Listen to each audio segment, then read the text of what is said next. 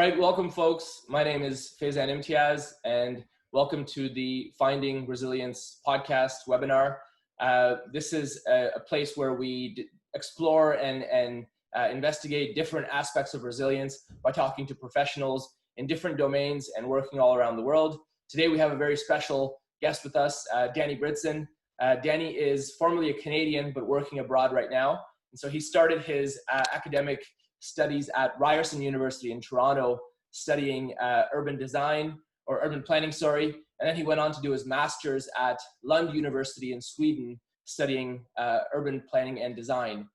Since then, he has worked on several projects for Manda Works, currently in Stockholm, but they've worked in Canada, Finland, China, Russia, just to name a few places. And so what I thought we could do today is just have a conversation around urban planning, design, innovation, and resilience and the mindset. And so first of all, thank you, Danny, for taking the time to kind of chat with us. Yeah, thanks for having me. I'm excited to talk about it.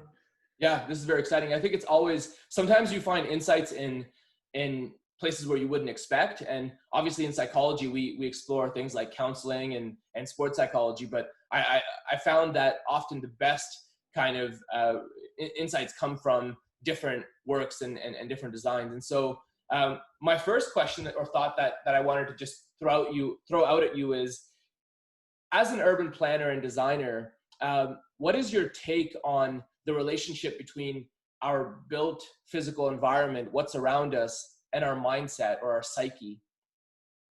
Sure. Well, I think it's first of all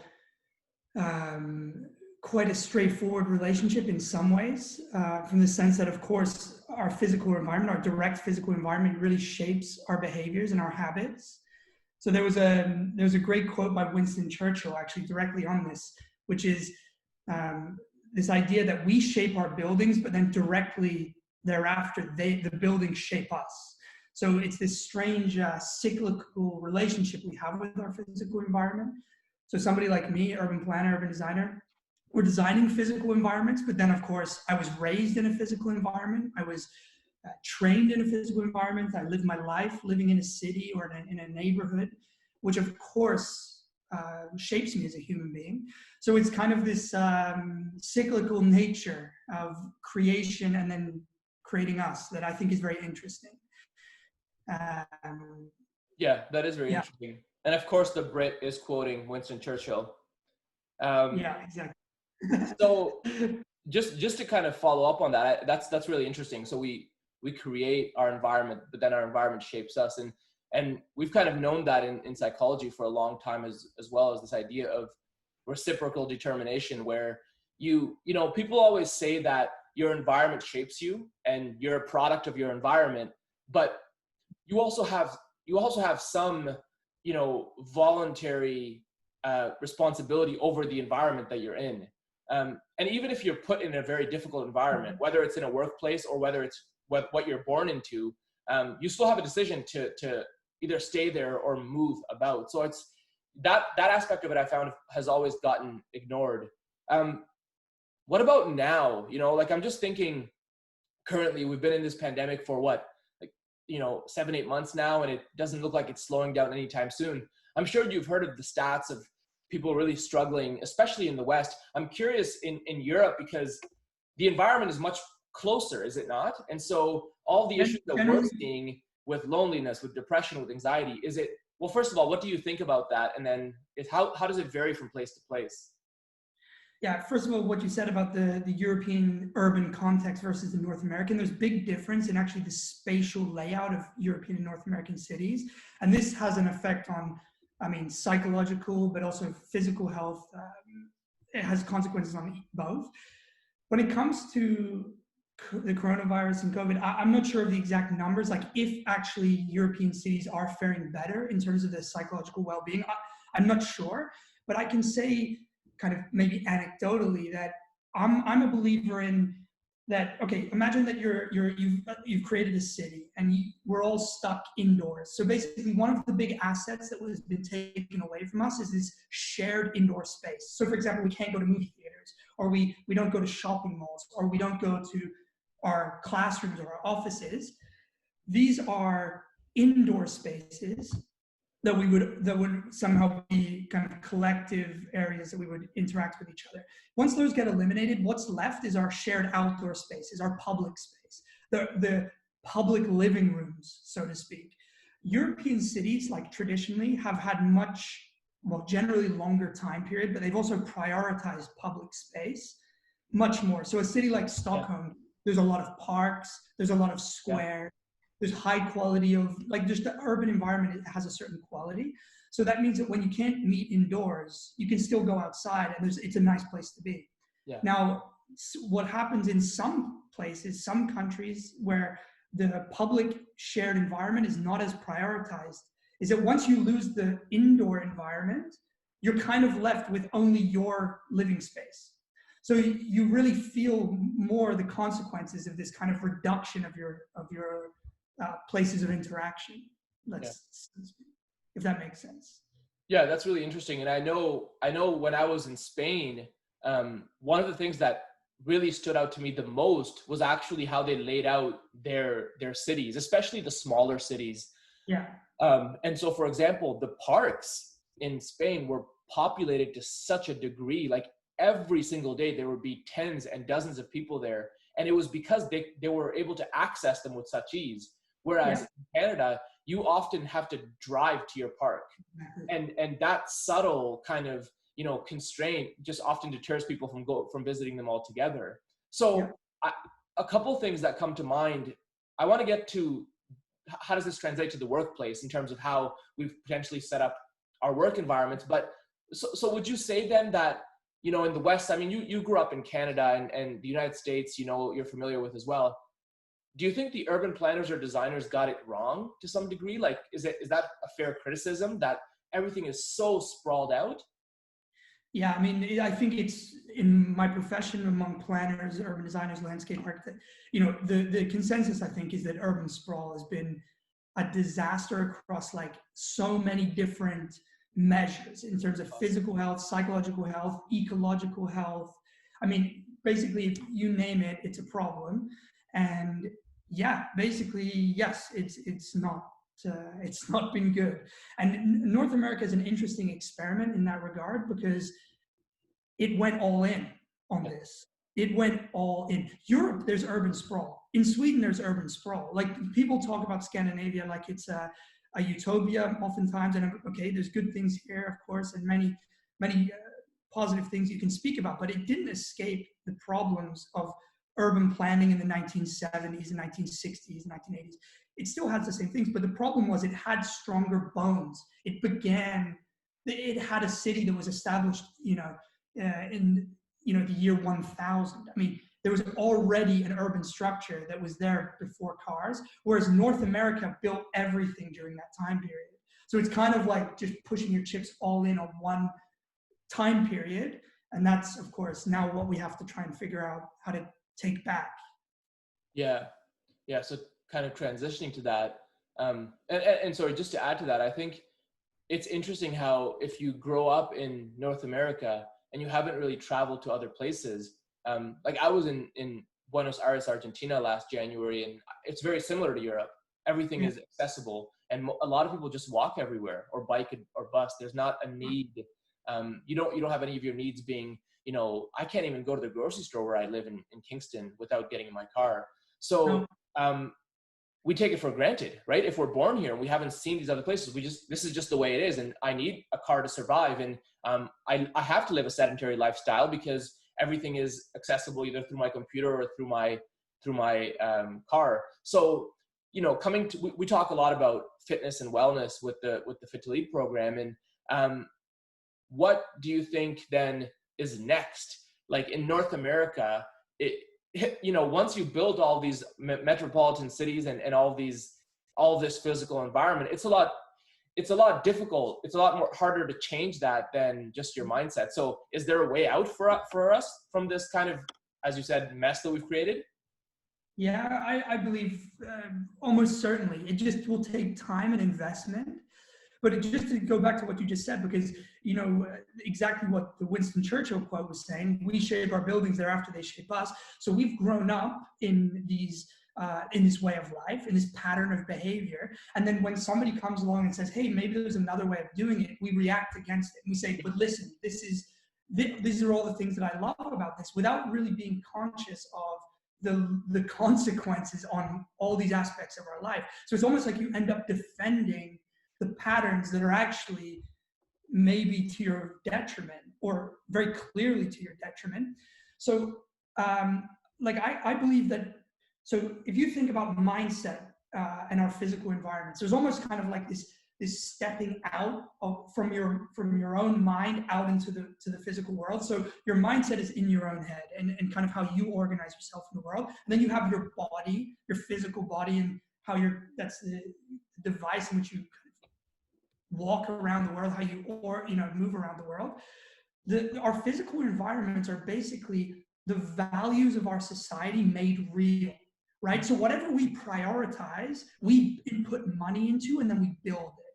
So if you think about, if we take the North American example, what are we putting all of our money into? Like, what are we investing into? And it's basically to move large chunks of metal around the streets. I mean, that's what we prioritize. So in a European city, or not, and I don't want to over kind of look at Europe through rose-colored glasses and just kind of make it sound like it's perfect, but just, you know, there's other things you can prioritize. Like, you could take children in a city. What would happen if you invested in children in a city? How would that shape your urban environment? Yeah. Right? And that goes back to this idea of, let's invest in the things that we want to shape us later on, right?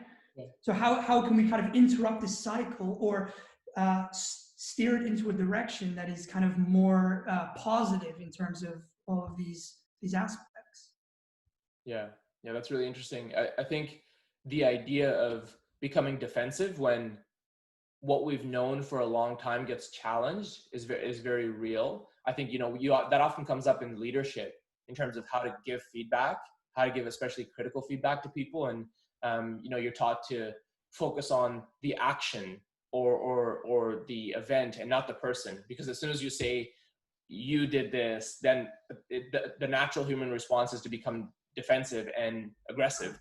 And I think it's the same for countries or nations. If I say, your country is lacking in this, then I get defensive. And yeah, you see this a little bit right now with some of the climate change talks, right? Like I noticed in one of the US debates this year, the pushback against the movement away from fossil fuels is partly, this is the American way, or this has led to a significant amount of success.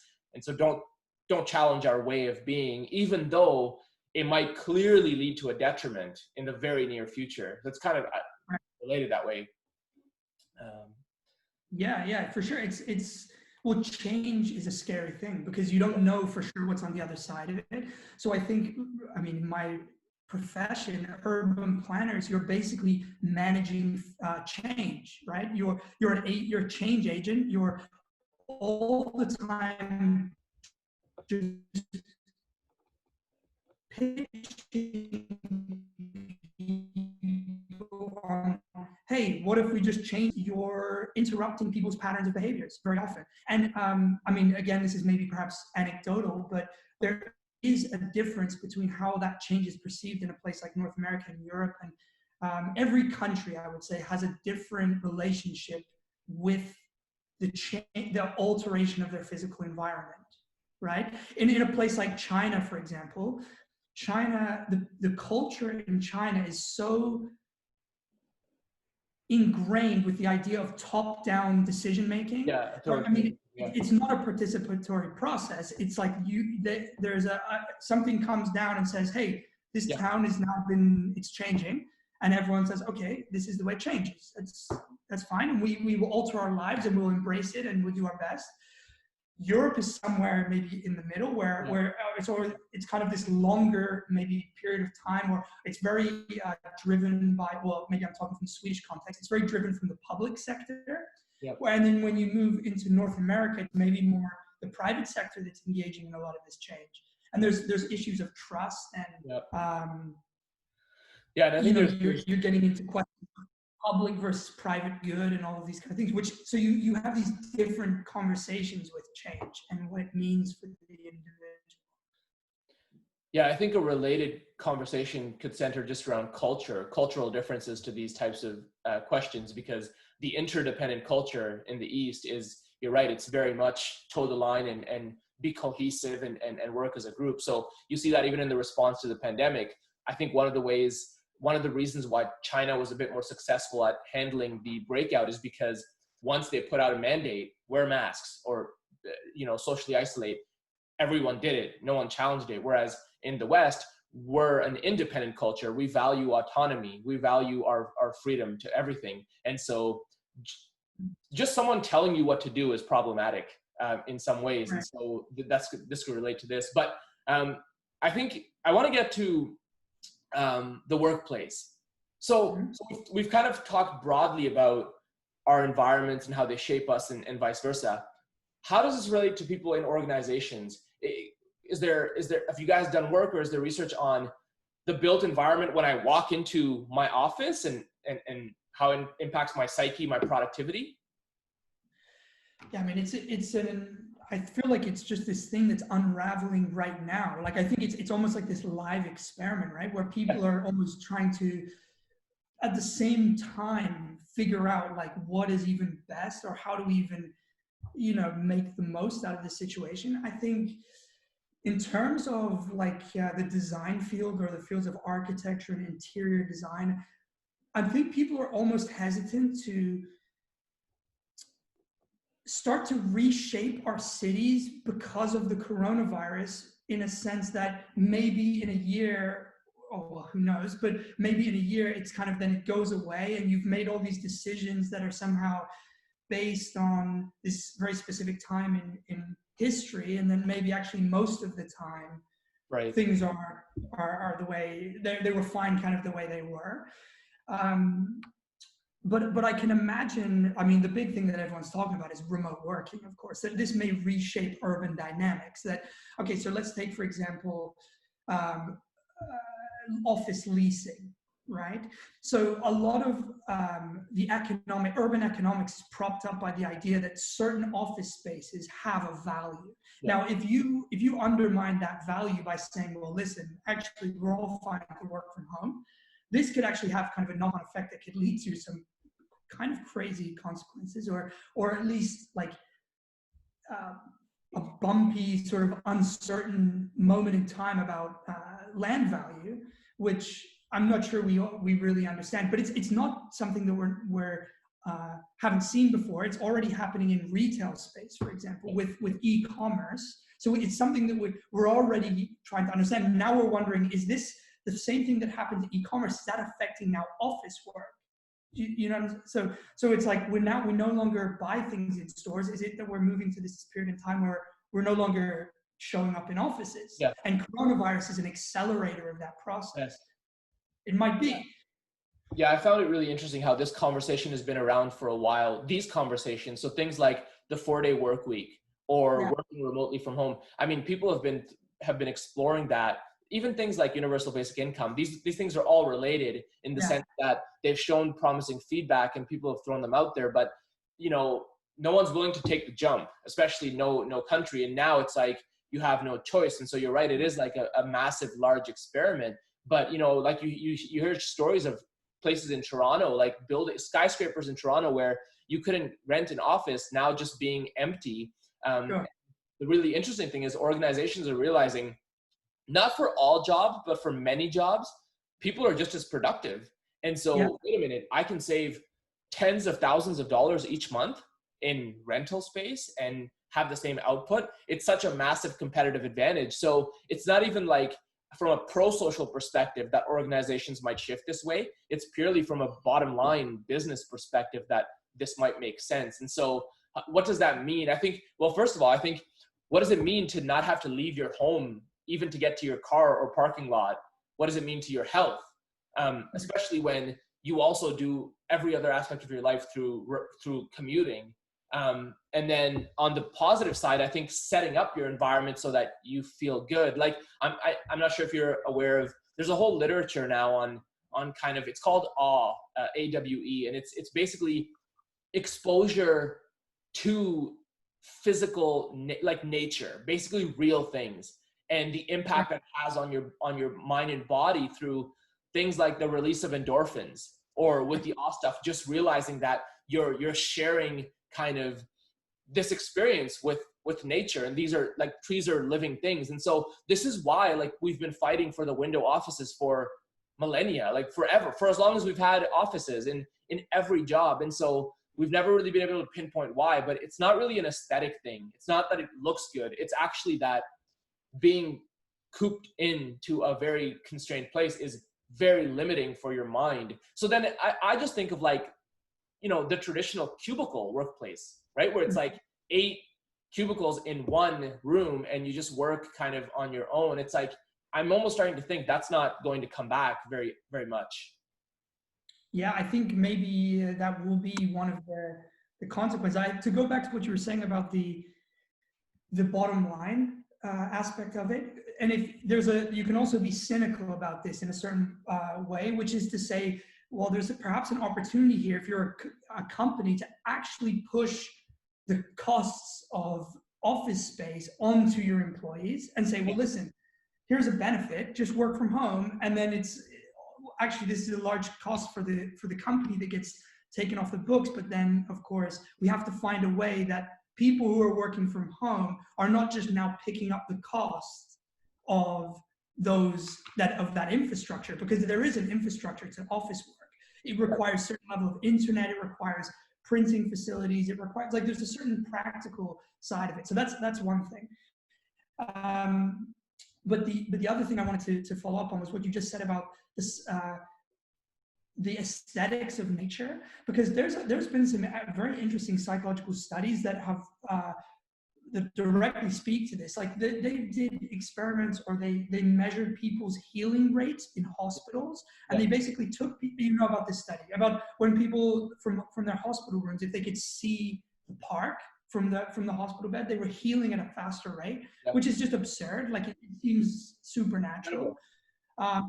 There's also another study that I remember we talked about at Ryerson when I took a psychology course, where they were talking about the instances of road rage. So what they did was they showed people videos of, like, driving down a road, and if you drove down a parkway, so a street with very high trees down the side, people's frustration tolerance was just so much higher. So basically what they reasoned was that if you're driving down a parkway and somebody cuts you off, you're going to get frustrated, you're still going to get angry, but it's never going to go over your threshold. So you're never going to, like, pull over and try and fight the guy. You're just going to let it go. You'll be angry, but you're like, okay, it's fine. So I think these kind of the psychology of having nature around us is critical. Like, it's super important. Park spaces.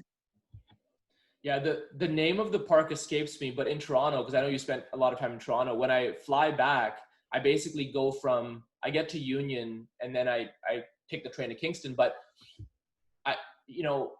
in the middle of all of the skyscrapers and urban planning, there's a little park. It's like a square, and there's artificial cows on the park. I don't know if it existed when you were at Ryerson, but it's this tiny block, and it is the most financial. Yeah, and it's like, it's just incredible how populated it is, because it just gives people exposure to grass amongst concrete and windows and skyscrapers. And I'm like, you don't even realize why everyone hovers around there, but it's because of, again, the endorphins and all of the impact. I talk a lot about, just, especially nowadays, taking a 5-minute break, a couple of times throughout the day, to just go outside, just expose yourself to the air, just, smell, taste, mindfulness, just be in nature. And I've developed a routine where quite late, actually, like before bedtime, like 9-10, I go for a walk around my block, and I just try to clear my head of everything. And I find it extremely beneficial. And that's kind of my mindful practice every day. So we're definitely taking this seriously in psychology. When we're teaching it, we're not teaching it in the sense of you'll feel good. It's like, if you want to be productive, if you want to be efficient, if you don't want to burn out in 6 months, you've got to find this balance between stress, which is energy out, and recovery, which is energy in. And one of the best ways to recover is just expose yourself to nature. So I know you had a thought while I was speaking there, but. No, because it's exactly related to what you just said. One of the big personal struggles I had when I moved to start working from home, I ride my bike every day to my office. It takes me 25 minutes. And I know when I come home, I used to take the metro. I started riding my bike. And what I realized was when I took the metro, I could be on my phone, right? So I never disconnected from work. And so what I realized when I rode my bike, it's very difficult to ride your bike and look at your phone at the same time. You never do. You just, so it was like this mental pause for me. And I would just ride through the bike. I'd get my blood flowing. I would breathe. Yeah. What happened when I started working from home, I would go from my bedroom to the kitchen. This part of my day was gone. Yeah. And something happened to me where I just realized like, wow, I'm much less productive. And I didn't realize what it was for a little while. And then I realized this is what it was. Yeah. Was this 25 minutes yeah. was somehow like this, it was just firing me through my day. It was like the key piece of a productive day. So now I do like this thing where I walk to work, where I just walk around the block or wherever and then come back to my apartment. Yeah. And it's just enough that it just puts me in that mindset. Yeah. It's interesting. You don't need much, but the absence of it will really take its toll. And I think that might be like a good place for us to kind of pause. I'm sure we can revisit all this stuff in a future session, but I think, in terms of a take home and just a message that people really need to hear from, whether it's from a psychological perspective or whether it's from an urban design perspective, you have to be deliberate, right? Like you really have to be deliberate in setting yourself up for success. And so we've all heard that movement is good. Movement is good for the brain, it's good for the body, but I think it's a requirement. Like it's not something you can put on the back burner. And I always tell people, recovery is a means to performance. It's there was an article in I think it was out of Stanford, and it was something along the lines of, you don't snooze, you lose. And so it's not that like if you don't have enough sleep, you won't feel good. It's that your immune system will be badly compromised. Your level of fatigue will be increased. And in sports, they've shown that like if you sleep deprive athletes, their time to exhaustion, which is basically when you tap out, drops by about 25%. So essentially, if you're a professional basketball player, you're tapping out at the end of the third quarter. And that's when people differentiate themselves, right? Like that's when the elite athletes either turn it on or seem to give up. And we see this and we just think it's, oh, he or she is better. But there's all of these variables. There's all these factors that, getting back to sports psychology, we know now because there's actual data on it. So I think this was great. Certainly we'll come back to it, but thank you just for taking the time to elucidate some of these concepts from another lens, I think is really what it was, right? Yeah. Yeah, it was very interesting also to hear your point of view from more, because I feel like in our field, we brush against psychology all the time, and we should probably do it much more. We can talk about that again, perhaps. That would be interesting. Yeah, for sure. There's this idea of intersectionality now, which is, I'm just going, it's getting longer and longer, but I'll maybe end with this, where in inclusion, they talk about, for example, like your experience as an African-American in America. But what if you're also a female in America? And so what if you're a female African-American in America? And so that's different than both of the first two experiences. And so I think it's the same thing with what we're talking about. It's like, you can look at it from an urban design perspective. You can look at it from a psychological perspective.